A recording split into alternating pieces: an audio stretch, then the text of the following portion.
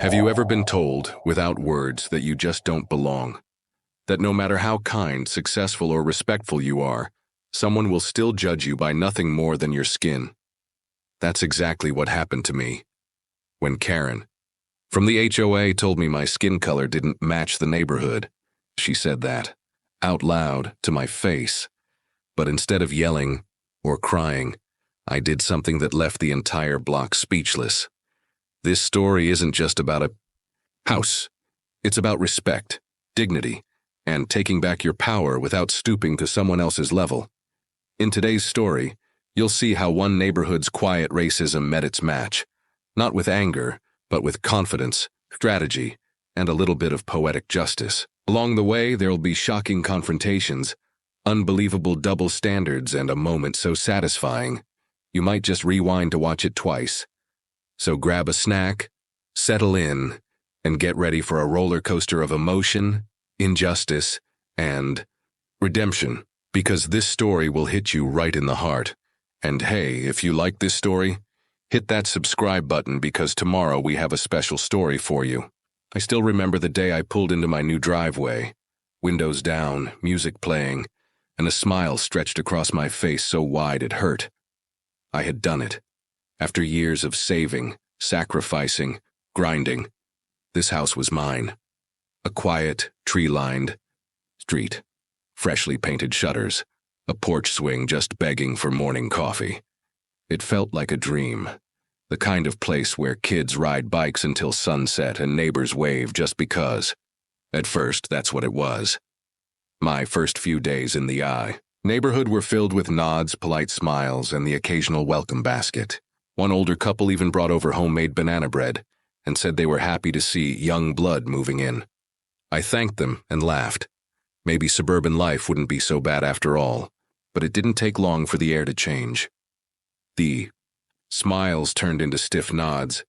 The hellos became glances that lasted just a little too long. At first, I brushed it off. Maybe people here were just reserved. But then came the passive-aggressive comments. Most folks around here keep their grass a little shorter. Or, that's an interesting car choice. Not exactly what we're used to seeing on this block. Still, I tried to shrug it off. I hadn't come here to make trouble. I just wanted peace. Then came her.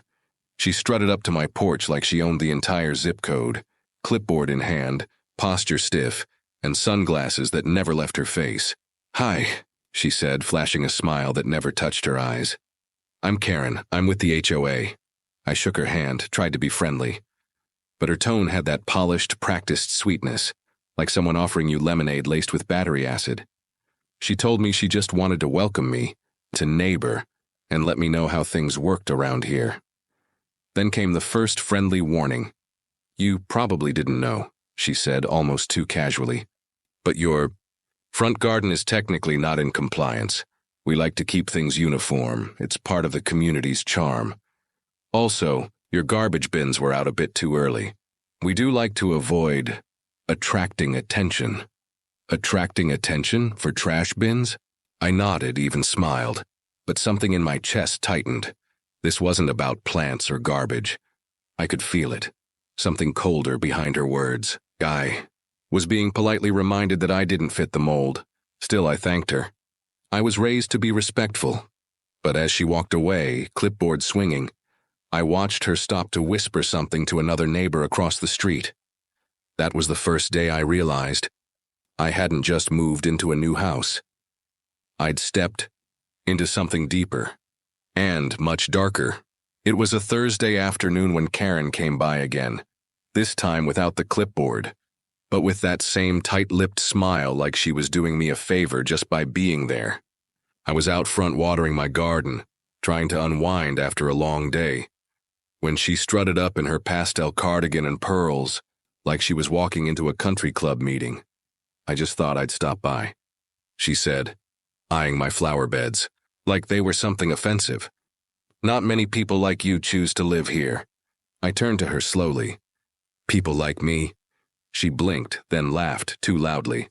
"Oh, don't get me wrong, I meant young professionals, of course. You know, the neighborhood's mostly retired folks." But she couldn't keep eye contact.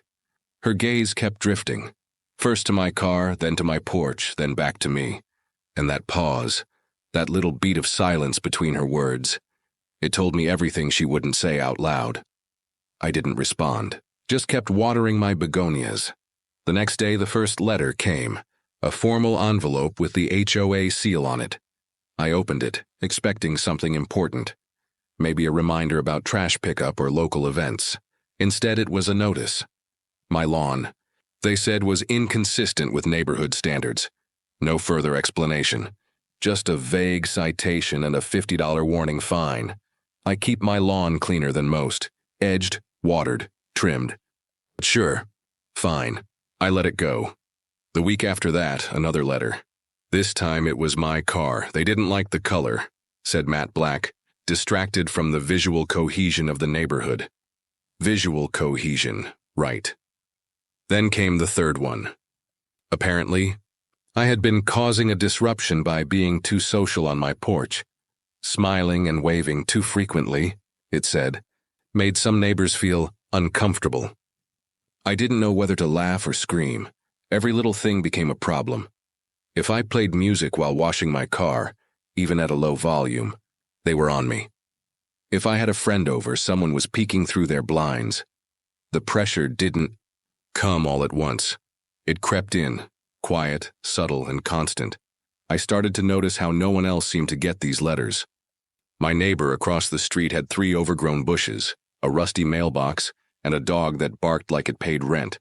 But not a single notice in sight. It was just me. I began to feel like I was under a microscope, every move recorded, every breath monitored. And the worst part? They made it look like I was the problem. I didn't belong here, like I had brought this tension with me. But deep down, I knew the truth. This wasn't about lawns or cars or smiles. It was about something they didn't want to say out loud, at least not yet. It was around dusk when I got the knock. Not the loud, demanding kind like Karen's. This was quieter, nervous. I opened the door to see Mr. Hayes, the elderly man from 2 houses down. We'd only ever exchanged quick hellos, but tonight he looked troubled. I shouldn't be here, he said, glancing over his shoulder. But you need to know what they're saying about you. I invited him in, offered him a glass of water, and waited. He sighed. Karen's been making her rounds again, talking to the others, twisting things, saying you're a disturbance, that you're changing. The feel of the neighborhood. His voice dropped even lower. She's trying to get you out. My stomach turned. Get me out for what? She doesn't need a reason, he said. She just wants one that looks good on paper. That night, I barely slept. A few days later, I found out from another neighbor, one who'd grown strangely distant, that the HOA held a special meeting the night before. Funny, I never got an invite, no letter, no notice, nothing. They met in one of the members' homes, not the usual community center. No official documentation, off the books. The agenda? Clear as day. Discuss how to build a case against me. Violations, fines, behavioral concerns. Dress it up in legal-sounding language so it didn't sound like what it really was. I wasn't just unwanted. I was being targeted. That's when I stopped hoping things would blow over. I started recording everything, dates, times, copies of letters, phone calls. I even set up a discreet camera facing the front of my home, just in case someone got bold. If they wanted to play this game, I wasn't going to stand by and be blindsided. What struck me hardest wasn't just Karen's obsession. It was how quickly people followed her lead. Neighbors who once waved now crossed the street to avoid me. Conversations ended when I walked by. Even small kindnesses, like kids returning a stray basketball, suddenly vanished. Karen didn't need to yell or threaten. All she had to do was suggest, and that suggestion spread like rot beneath a perfect lawn. But Mr. Hayes's visit stayed. With me, he didn't owe me anything.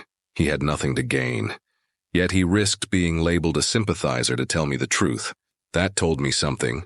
Not everyone on this block agreed with her, and just maybe there was still a way to turn this story around. But it wasn't going to happen by staying quiet. So I kept smiling, kept waving, kept documenting every dirty move. They wanted me to feel small, but they forgot one thing. I wasn't just here to live in this neighborhood. I was here to own it. It happened on a Saturday morning. I was in the front yard, laying fresh mulch around my flower beds, earbuds, and just trying to enjoy the rare warmth of the sun. The street was buzzing. People walking dogs, kids on scooters, neighbors trimming hedges. A normal day. Or at least it was supposed to be. I saw her out of the corner of my eye, Karen, marching across her driveway like she was on a mission. I turned off my music, pulled out my earbuds, and stood up just as she reached the edge of my property. "You know what?" she said, arms folded, voice louder than it needed to be. "We've tried to be patient, we've tried to be welcoming, but it's just not working." I blinked, unsure where this was going. Then she said it. "Your skin color doesn't match." The neighborhood. Time stopped. Conversations around us died. A man walking his dog actually froze. 2 kids nearby stopped bouncing their basketball. All eyes turned to us. There it was. No more coded language. No more HOA citations dressed up as guidelines. No more smiling while slapping me with another friendly reminder. Just hate. Raw and exposed. I looked at her. Really looked at her. Face tight, lips trembling like she'd finally built up the courage to say what she'd been holding back for months. And she thought that would be the end of it, that I'd shrink, that I'd yell, that I'd give her the out she wanted. One bad reaction to prove I didn't belong. But I didn't give her that satisfaction. I didn't yell. I didn't flinch. I just said calmly, "Did anyone else hear that?" There were murmurs. A neighbor across the street awkwardly turned away. Someone muttered, "That's not okay." But no one said anything directly to her. No one stopped her. She scoffed, spun around, and stormed back toward her porch like she'd won something. And I just stood there. I should have been angry, maybe I was. But mostly I felt cold, like something inside had shifted. It wasn't sadness, not even rage. It was clarity. They weren't going to stop, no matter how polite I was, no matter how much I complied or how perfect my grass looked. I could have painted my house beige, driven a Volvo, hosted bake sales every Sunday. None of it would have mattered. Because to people like Karen, I wasn't a neighbor. I was a problem. And that's when I made the decision. Not to fight her. Not to yell. Not to leave. But to flip the script so completely that it would rattle every window on this block. She thought she was loud. I was about to be louder, in the quietest, most powerful way possible. After that morning, something in me clicked. Not out of anger, but purpose. I wasn't going to fight Karen on her level. I was going to rise so far above it she'd need binoculars just to see where I stood. That night I called Malik, an old college friend turned real estate shark with a 6th sense for opportunity. I told him everything. Every letter, every meeting, every thinly veiled insult. He didn't laugh. He didn't say I was overreacting. He just said, "Let's buy the block." I thought he was joking at first, but he wasn't. Within a week, he had pulled the county property records and sent me a spreadsheet. 8 of the homes on my street weren't even owner-occupied. They were rentals. Some had absentee landlords. One was in pre-foreclosure. Another was part of a messy divorce settlement. On paper, it was just real estate data. But to me, it looked like chess pieces. And I was done playing checkers. Malik handled the outreach. Quiet, professional offers, slightly above market, no questions asked. Most investors took the deal immediately. A couple didn't even blink. They were sitting on equity, tired of maintenance, ready to offload. I made the purchases through an LLC, nothing flashy, nothing traceable to my name. I kept mowing my lawn, kept waving at neighbors, kept smiling like nothing had changed. But everything was changing. Every time someone on the street put up a for sale sign, I was the first one to know. And if I couldn't buy it, Malik had another buyer ready. Someone I trusted, someone who believed in what I was doing. This wasn't just about property, it was about presence, about turning the power Karen clung to into dust. The best part? No one suspected a thing.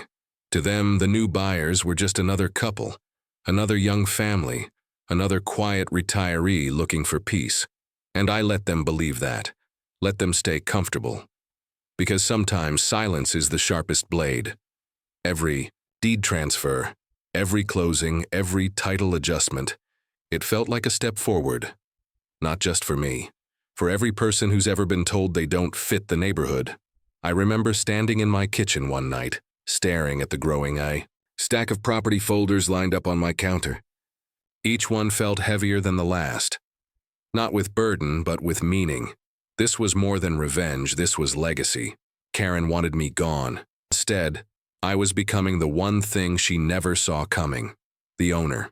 The next HOA meeting was held in the UA Community Clubhouse, a beige little building with folding chairs, lukewarm coffee, and that smell of dust and entitlement. I hadn't been to one in months, not since they stopped sending me invites. But this time, I showed up early. Karen saw me the second I walked in. Her face tightened like she'd tasted something sour. "This is a closed meeting," she said, standing from her usual seat at the center table. I smiled. "No, Karen, it's very much open to property owners." She opened her mouth to argue, but I didn't give her the chance. I pulled a thick folder from my bag and placed it on the table in front of her with a soft thud. "These are the deeds to 8 properties on this block, all legally owned, all under my management." The room went still. A few people shifted in their chairs. Others stared at the folder like it was glowing. Karen blinked. "That's impossible." I turned toward the board. Per HOA bylaws, any member who owns more than 50% of rental properties within the community holds voting influence over board decisions. "Would you like me to read the clause aloud?" Someone behind me cleared their throat. Mrs. Alvarez, who'd always kept quiet during meetings. "He's right. I checked when we bought our place." She gave a small nod. "He's the majority owner now." Karen looked like she'd been slapped. "You planned this," she hissed, her voice suddenly small. "No," I said calmly. "You did." The room, once so comfortably aligned behind her, suddenly leaned in another direction. People began to murmur. Not against me this time, but against her. Someone mentioned the letters. Someone else brought up the meeting they felt weird about attending. Then Mr. Hayes stood up. "She's been lying," he said, voice steady. "Trying to pit us against him for no good reason. This man's done more for this neighborhood in 6 months than most of us have in years." The energy shifted, fast. People who once crossed the street when I walked by were now making eye contact, nodding, remembering they still had spines. Karen stood there, silent, her authority melting out from under her like ice on a hot sidewalk. For the first time, she had nothing to say. No code words, no bylaws, no backup, just silence. I sat down in one of the chairs she used to consider hers and folded my hands. "I'm not here to kick anyone out," I said. "I'm here to make sure no one else ever feels the way I did on this street." And that was it. No yelling, no threats, just the quiet weight of facts, and a neighborhood finally waking up to them. The block didn't just belong to me now, it finally belonged to everyone. The vote didn't take long. 2 weeks after the meeting, a special session was called. This time, every homeowner was invited. Officially. No secret side gatherings, no whispered agendas, just ballots, accountability, and people who were finally ready to stop pretending. They didn't see what had been happening. Karen showed up, of course, dressed like she was heading to court, arms crossed, chin up, fake pearls straining at her neck. But the room didn't lean toward her anymore. The air didn't bend in her favor. People had seen too much, heard too much, felt too much. When the final vote was counted, it wasn't even close. Karen was removed from the board. She left without a word, no speech, no final protest, just silence and the sound of her heels clicking out the door. That was the last time I saw her. Things changed. After that, slowly at first, then all at once. New families started moving in. Black, Latino, Asian, queer couples, retirees, single moms. People who didn't all look the same, talk the same, or worship the same. But somehow it worked. The neighborhood started to breathe. Kids played freely again. Barbecues popped up on random Saturdays. People waved like they meant it. And me? I stayed. Not because I had something to prove, but because I finally understood what ownership really meant. It wasn't just about deeds and property lines. It was about standing your ground, Not out of pride, but out of love for your peace, for your right to exist without permission. One evening I sat on my porch, the same porch Karen once told me I was too visible on, and watched the sunset stretch across the block. Mrs. Alvarez waved from across the street. Mr. Hayes dropped off a fresh basket of tomatoes from his garden. A little girl I didn't know rode past on her scooter and yelled, "Hi, mister." I waved back, smiling. That's when a car pulled up to one of the rental homes I owned. A young couple stepped out, nervous, holding hands. He was black, she was white. They looked around like they weren't sure if this was a place that would accept them. I stood up, walked over and said, "Welcome home." The guy's shoulders dropped. Relief washed over his face like he'd been holding his breath his whole life. And in that moment I realized something. I hadn't just bought property. I'd bought space for people like us to exist, to thrive, to finally feel safe enough to exhale. Justice isn't always loud. Sometimes it looks like a porch light, left on. Sometimes it sounds like a simple welcome. And sometimes it feels like peace you built with your own two hands.